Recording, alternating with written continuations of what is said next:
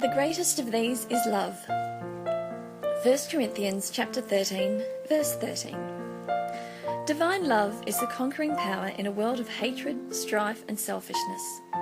It can do what no other virtue can do, and in that sense, it is the king of the graces. God's love repays abuse with kindness. It prays for mercy for its executioners. It acts unselfishly when all around are clamouring for their rights. It gives until it can give no more.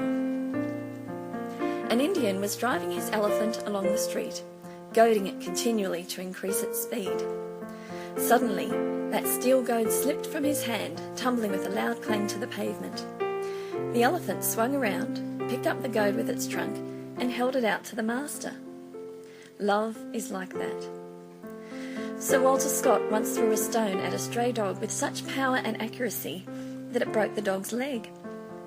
As Scott stood there remorsefully, the dog limped up to him and licked the hand that had thrown the rock. Love is like that. A man called Stanton hurled bitter invective at Abraham Lincoln, calling him a low, cunning clown and the original gorilla. He said that anyone would be foolish to go to Africa to see a gorilla when there was one in Springfield, USA. Lincoln turned the other cheek.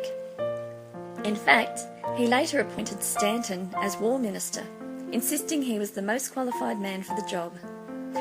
When Lincoln was shot dead, Stanton stood by his lifeless body and wept openly, saying, "There lies the greatest ruler of man the world has ever seen." Lincoln had conquered by turning the other cheek. Love is like that. E. Stanley Jones wrote, "By turning the other cheek, you disarm your enemy. He hits you on the cheek and you, by your moral audacity, hit him on the heart by turning the other cheek. His enmity is dissolved. Your enemy is gone. You get rid of your enemy by getting rid of your hatred." The world is at the feet of the man Jesus Christ, who had the power to strike back, but who also had the power not to strike back. This is power, the ultimate power. Sometimes it may seem the more can be accomplished by speaking the harsh word, by repaying tit for tat and by standing up for one's rights. These methods do have a certain amount of power, but the balance of power is on the side of divine love, because instead of deepening hostility, love changes enemies into friends. What a powerful witness.